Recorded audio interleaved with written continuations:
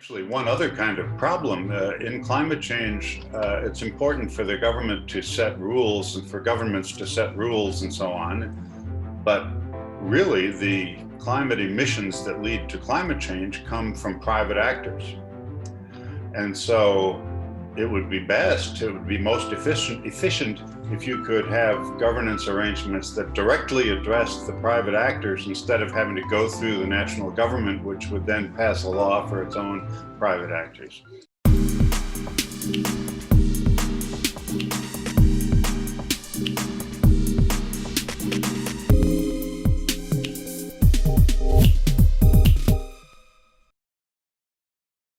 Thank you for watching this video. Please help us keep the show alive by liking and sharing this video and by subscribing to the show and making sure the notification button is switched on. For those of you who can help a little bit more, there's a Patreon link down below where you can contribute whatever you can. Every little does help, and all the money will go directly back into the show. You can also keep up with our latest content on Instagram at The No Show Pod, as you can see on the screen. As you know, The No Show is an initiative designed to make academic research accessible to everyone. So do contribute to the conversation, leave some questions, have a discussion, and I'll make sure I get back to everyone. So Kenneth Abbott and Benjamin Faude, thank you so much for joining me on The No Show. I'm really pleased to have you. It's great to be here.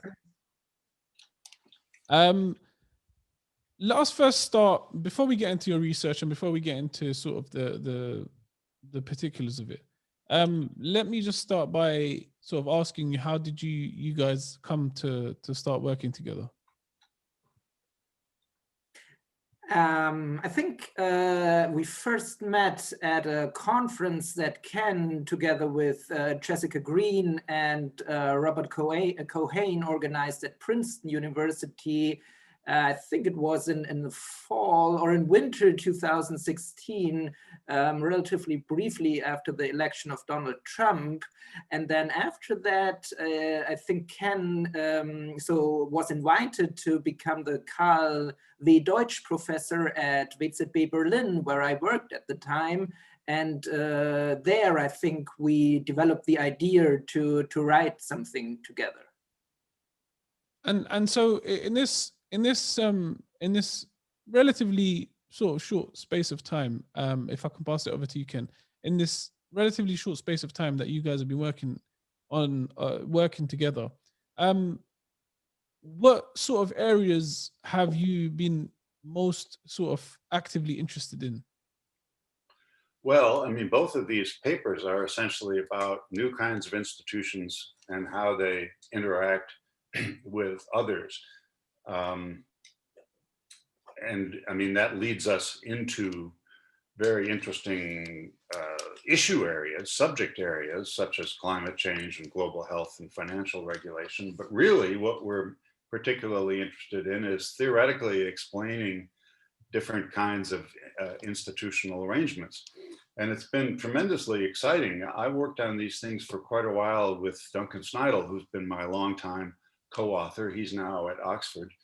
We created a thing called the governance triangle, a figure called the governance triangle that's designed to show different kinds of institutions. So the triangle has 3 points. One of them is state-sponsored governance arrangements, one of them is business-sponsored governance arrangements, and one of them is civil society-sponsored governance arrangements. And we got into that as long ago as, let's say, 2007, 2008. And we ended up with a picture of a much more diverse governance system, right? With all of these different institutions on different parts of the triangle. So for a long time, for a decade or more before I met Benjamin, I was really interested in trying to do this. And once we got together and got working on these papers, we've been able to advance it quite a ways. So for the benefit of our audience, to explain it in simple terms, the work that you guys are looking at is essentially looking at how new corporation problems that emerge are responded to. So before we can sort of get into that, what are some of the new corporation problems that you've seen sort of happen? Yeah, I think that's right. So that's particularly the motivation for our first paper on low-cost institutions. And so the traditional response to a newly emerging cooperation problem is that you assign it to an already existing formal intergovernmental organization like the WTO, the IMF, or the UN. But we observed that more often than not, states do something else. They create new institutions. And those new institutions are different from those big multilateral organizations. They are more informal. Can I just stop you there? Can I just ask? So, give me an example of some of the new corporation problems that emerge. Okay, so that's basically a socially constructed thing. Let's say that if states perceive money laundering to be a problem, that's a newly emerging cooperation problem. If states start to think that climate change is a problem, that's a newly emerging cooperation problem. If states come to think that financial stability is fragile, then that's a newly emerging cooperation problem. So can we then, given that you've sort of listed a couple of examples, can we follow one example? For example, sustainability. It's become a, like a global issue, and it's something that governments actively are trying to tackle. Is there sort of in the case of sustainability, is there an example of an institutional choice of creating something new to tackle sustainability, and give us the examples, please? Sure. So, let's take climate change as there's other issues in sustainability, of course, but just to focus on the one, because the institutions tend to overlap, there's a lot of interesting things. So we know that there's the Framework Convention on Climate Change and the Paris Agreement. Those are international agreements, treaties, and they apply formal rules to states. But those are far from the only thing. So we see other organizations that existed already, like the G20, stepping in to set priorities and adopt broad principles which apply to states, but are often written as though they apply to everyone in the global community. We see FIGOs, that formal intergovernmental organizations that already existed, stepping in to provide new kinds of financing. But then we see new things. We see new transgovernmental networks designed to harmonize national regulatory responses. We see new transnational public-private partnerships created to experiment with operational projects, to sort of bring things to developing countries, and sometimes to provide new means of financing.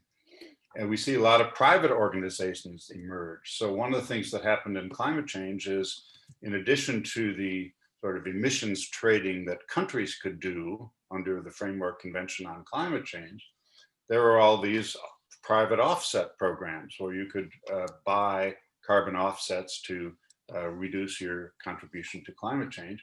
And we needed standards to govern those things. And the Framework Convention on Climate Change was just not suited for doing that. And so a number of private organizations were newly created, often with state support or with support from the treaty agencies. One example is the Verified Carbon Standard. And what they did is they took the standards that apply to emissions trading between countries, and they adapted them so they worked for private actors, but were consistent with the interstate ones. Mm-hmm. And that has driven this whole private emissions trading system. The same thing has happened with green finance. New organizations often created by financial institutions, along with civil society organizations, have created standards and programs for creating green finance, green bonds, for example. And then in climate, and really this extends throughout sustainability because it began there first, there's an elaborate system in place, sponsored by states and by the intergovernmental agencies of the Framework Convention, to encourage pledges of action on mitigation from all sorts of actors, from states from cities, provinces, companies, universities, all kinds of private actors, integrated really into the overall climate change response. So I think that's a particularly good example, in fact. So as I understand it, then you guys essentially came together to propose a new sort of theoretical framework for understanding how these institutional choices come in place. That's right. So that's the focus of the first paper, where the dominant theoretical model basically looks only or analyzes institutional choices that states have by looking only at formal international institutions. And we developed a theoretical model which includes various types of informal international institutions that we call LCIs. Low-cost institutions, and that's the aim or the contribution of the first paper that we summarized. So what are these low-cost institutions? How are they formed? Who are they formed by? They are basically formed by states and other types of actors, such as societal actors, and also specific actors within the state apparatus, like bureaucrats or people, which are not representing the state as a whole. And in contrast to formal international institutions, they are not formed by a formal international treaty. So they are not based on a treaty, they are based on more informal understandings, which give them more flexibility, more malleability, and that's one of their advantages, we argue, for certain types of problems. And what type of problems are these? These are basically problems of information sharing. So if you look at a problem like climate change, it's actually not a single problem, but it's a multitude of problems. And what you need to do is that states commit themselves to reducing CO2 emissions. And you need a particular institutional type to do that, but then you also need, so another problem is to exchange information. And so to gain knowledge.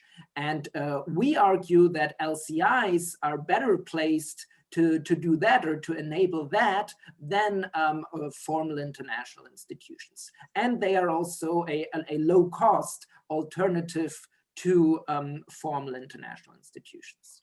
Actually, one other kind of problem in climate change, it's important for the government to set rules and for governments to set rules and so on. But really, the climate emissions that lead to climate change come from private actors. And so it would be most efficient if you could have governance arrangements that directly address the private actors instead of having to go through the national government, which would then pass a law for its own private actors. And the laws would vary and so on. So one thing about these different kinds of LCIs is that they address different governance targets. So for example, if you have a transgovernmental network, it doesn't tell states what to do, and it doesn't tell private actors what to do. It tells government agencies what to do. Mm-hmm. The members, the health ministries or the climate ministries or the police forces, whoever it is of the various countries. If you have a transnational public-private partnership, or one of these business, civil society, private standards organizations, they directly address companies or individuals sometimes. And if you have an international association of city governments, they address city governments. Mm-hmm. So the nice thing about this is when you have a lot of actors that are responsible for contributing to a problem, you should also have a lot of institutions that address each of those actors in an appropriate way. And so is that the sort of the selling point of an LCI, is that you can be a lot more direct? That's one of the big selling points. So we call them low-cost institutions, so we think the costs are important. It's easy to make them, it's easy to form them, it's cheap to form them compared to negotiating a treaty or creating a new international organization. It's easy to change them, so you can respond as the problem evolves or as you learn more. They don't constrain you as much as treaties do, especially if you're a state. So their risks are smaller. But the ability to use different governance techniques like private offsets for carbon, which you can't really do as part of a treaty, and the ability to directly address companies or cities is a great advantage. So we're also suggesting that at the particular historical moment at which we are, so in this period of polarization and nationalism to a certain degree, LCIs may actually be an institutional vehicle which is able to facilitate cooperation at a point when states, or some states at least, are very reluctant to enter into new binding international treaties. So that's why we think that at this moment, LCIs can make a particularly valuable contribution to global governance. So with all these benefits that you've noted and the sort of usefulness of the LCIs, how are states responding to them? Are states increasingly using them, or are they something that's still sort of up and coming? Well, I think Western states have supported these things for a long time. The UK, the United States, different agencies, DFID in the UK and development agencies in other countries have sponsored and worked with and supported NGOs and private standards organizations. Labor ministries and labor departments have supported workers' unions abroad for a long time. So I don't think it's a new thing for Western governments.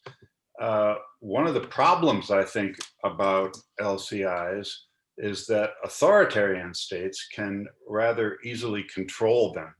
Mm. I mean, in a sense, they have an advantage, and the advantage is that what Benjamin said earlier, that they operate under the radar, they fly under the radar, and often governments won't notice that they're operating, right? They're focused on NATO, they're focused on the United States government versus the Chinese government, and they don't notice these things that are operating under their radars. But once they do notice it, they're rather easy. They're fragile institutions. They're rather easy for the Chinas, the Russias, the Hungaries of the world to, simply forbid the operation of labor unions unless they're government-sanctioned labor unions, or forbidding foreign NGOs from operating in the country, as Russia has essentially done. And if they enter public-private partnerships, the government is going to control that public-private. So I think LCIs and also the HICS, the governance complexes that they are part of, are particularly important in maybe undercutting authoritarian rule and bringing in other views, but they're also very vulnerable to authoritarian rule. I mean, surely if they are vulnerable to authoritarian rule, then does that not sort of naturally make them vulnerable to big sort of corporate players who have the financial muscle and the ability to lobby and create and sort of benefit themselves? I think they do, and this is one of the lessons of our governance triangle project, which was before this stuff with Benjamin and I, this work with Benjamin and I, is that business organizations, they have what we call go it alone power. They have the resources, have all the resources, and they also have control of their workplace. So, and the control of their production process. and they have a lot of expertise in how that process works and how the company is operated and how management works. So it's quite easy for them to create low-cost institutions that they dominate. And it's rather hard for civil society organizations to do that because they, the business has all these advantages that go to loan power. So many people who look at private standard setting bodies think that they are in fact dominated by corporate power and by corporate attitudes, self-regulation and sort of market-based things instead of regulation. Ken, let me ask you. So, if we can sort of go back in time, I want to just so that we can sort of build a familiarity with the audience. How did you sort of gravitate towards researching governance? What was the impetus that pushed you towards that? Governance? Huh. Well, I'm a lawyer, actually. I started as a lawyer. Okay. And so I'm not a political scientist. I'm a sort of self-taught political scientist. And way back in the early 1980s, I guess it was, there was a time when different social sciences started becoming a part of most areas of law, of legal study. And it was a very exciting time. Law and economics, law and literature, all these different things, different movements in the legal academy. And I was teaching international law and nothing was happening there that was of any interest. So I was looking around. I was actually in the library looking for a book on some other subject. And I found this book that the title looked like it would be helpful. So I took the book down and I looked at it and I read it. And it was not helpful for what I was looking for, but it was one of the most interesting books I've ever read. And it was about game theory and how game theory can help with difficult cooperation problems. And so I started reading works like that. And I said, gosh, this stuff, I could just turn right around and apply this all to legal arrangements. And so I did that. And that got me started on this other road.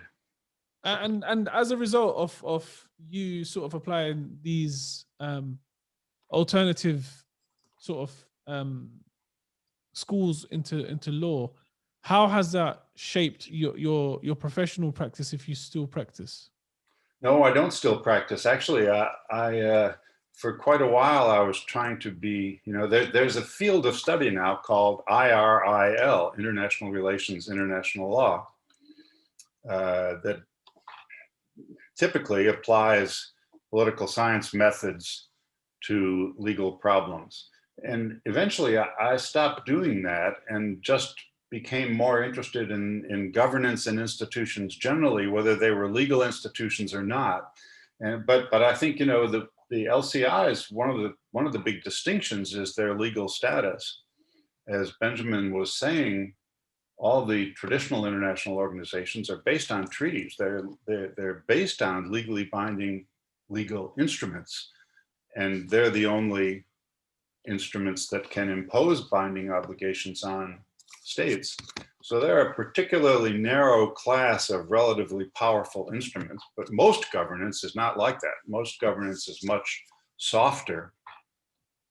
And that's true of LCIs as well. Benjamin, if I can pass it back to you, and also just a little bit about your journey and how you sort of got to research in this field.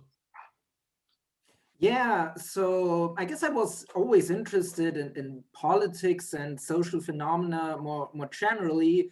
So it seemed more or less logical to study political science. But that said, so coming from a working class background and from a very rural area in Germany, I did have doubts when I started studying political science. So I wasn't particularly sure whether studying political science would enable me to find a decent job. And I also wasn't particularly sure whether I would be able to study at all. So far, luckily, things worked out well. And then I think it's fair to say that I always had I guess a cosmopolitan mindset. So, and then it was also kind of logical that I developed a a strong interest in international relations. And then where I studied at the University of Bamberg in Germany, so I was introduced to theories of international institutions basically from the first semester on. But then towards the end of my studies, I actually participated in a seminar on institutional interactions in global environmental governance. And that seminar was kind of a formative experience for me because it basically challenged all the theories of international institutions that I had previously learned, because those theories actually all conceived of international institutions as separate entities that exist in isolation from each other. And so they actually neglected all the effects that those institutions create outside their own governance domains. And this seminar prompted me to think about how such interinstitutional effects could be captured theoretically and what they mean for international cooperation. And this actually triggered my interest in institutional interactions. And yeah, that's what I have been working on ever since, basically. So the work that you both have been doing on LCIs and Hicks, do you intend to build on it further theoretically? Yeah, we do. Actually, at the end of the Hicks paper, we set out a research agenda. And because, I mean, we don't have much of any empirics in this paper, you know, we're just trying to set out the theory, and it's clear to us that we need a research agenda, and that such a research agenda would really have a big payoff, because these things now are very common. They have big roles in governance, and we need to understand them, and we need to sort of reorient the field that's still looking basically at intergovernmental, interstate organizations and regime complexes made up of interstate organizations. So we need to study empirically what PICs exist, how they operate. They vary quite a bit. They have different combinations of different types of institutions, different numbers, different proportions. What are the effects of those? We make a lot of claims, you know, about benefits and risks. We need to explore those in different settings and see if they're true. Yeah, there's a lot to do here. There's a lot of really interesting things to do. There's also, I think, an interesting point is the history. We argue that there was this, what I think is really a very exciting pattern over about 20 or 30 years. By the end of the Cold War, let's say, there were a very large number of treaties and a very large number of formal intergovernmental organizations. And the end of the Cold War itself spurred the creation of many more. So by the turn of the century, we just were, you know, up to our ears in formal intergovernmental organizations. But that's the same period when these private standard setting bodies, public-private partnerships, transgovernmental networks started to really explode in numbers. And they appeared in the same issue areas where these formal interstate organizations were already operating. So what we think happened actually is that we had essentially a regime complex made up of formal intergovernmental organizations in virtually every issue area of world politics. And into those rose all of these LCIs, and they effectively, we use the word transmuted, right? Which is what the old alchemists would do. They would try to transmute lead into gold. They transmuted regime complexes into these more complex forms that we call Hicks. That's our hypothesis, that that's what happened. So you can't really compare a Hick to a regime complex because essentially they're the same thing that results in changing the regime complex into this new thing. But historically, that's something It'd be very interesting to look at, see how the existing institutions responded. You know, did they pay attention? Did they realize what was happening? Did they, some of them reached out and took advantage of this. I have a book with some co-authors about a mode of governance we call orchestration. And in orchestration, for example, some formal intergovernmental organization might say, I can't achieve what I need to on my own. Let's say I need to address some private actors as targets, and I can't do that myself. But I can go out and I can find some private organizations that are able to address those private targets, and I can support them and endorse them and sort of encourage them to go and apply a certain policy toward those private actors. That's what we call orchestration. It's a voluntary relationship, but you end up using a different kind of institution to achieve your goals. So a number of organizations, one of the most famous is the UN Environment Program, UNEP.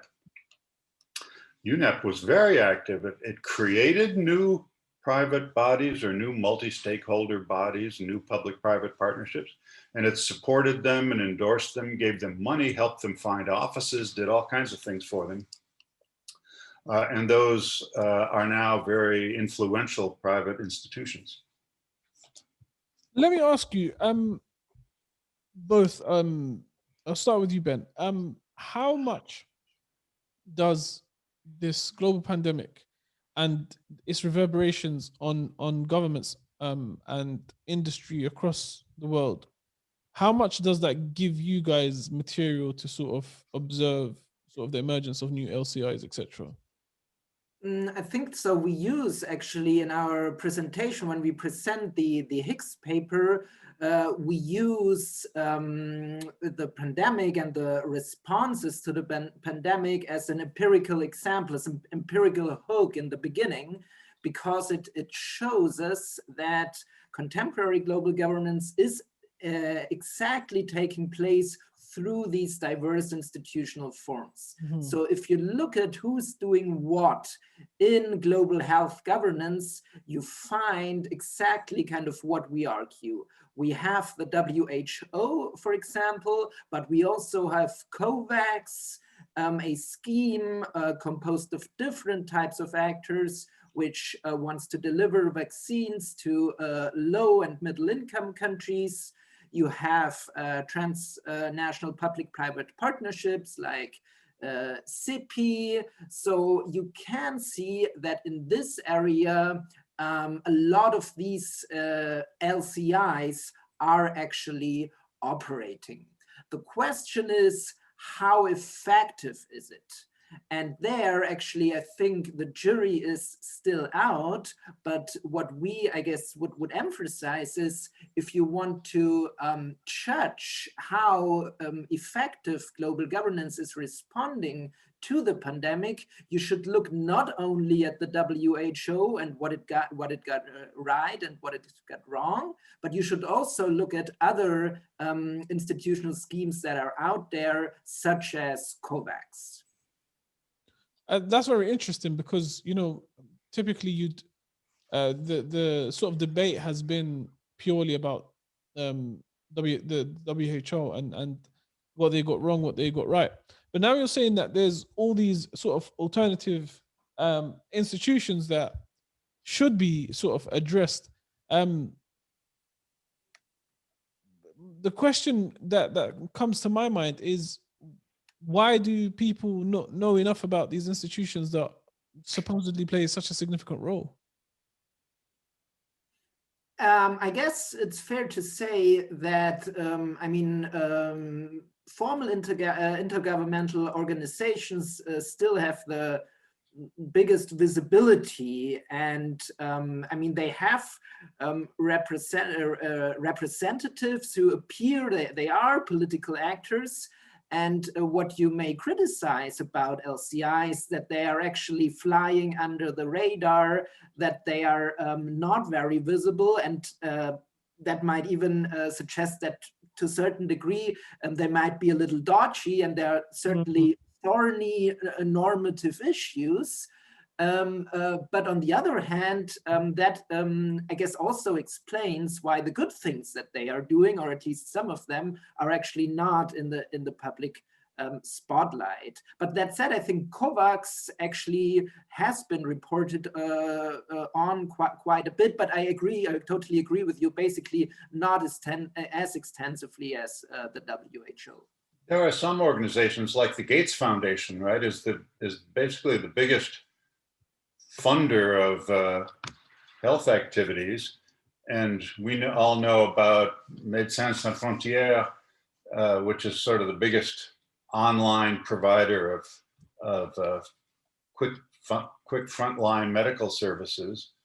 But yeah, I mean, there's an organization called Gavi, which has for 20 years been financing and supporting the development of vaccines. And it's, you know, had incredible success and distributed these things all around the world. And I guess it's basically dependent on private contributions for its own funding. So it must be known to, you know, people who are committed to work in that issue area. But I agree, it would be nice if these things were better known.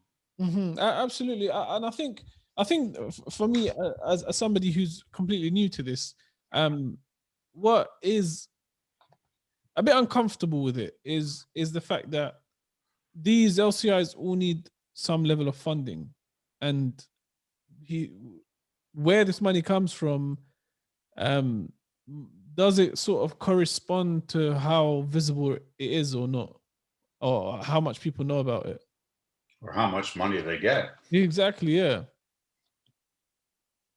No, I think that's a very good question to ask, and I guess it's fair to say that we're not trying to promote those institutions. We try to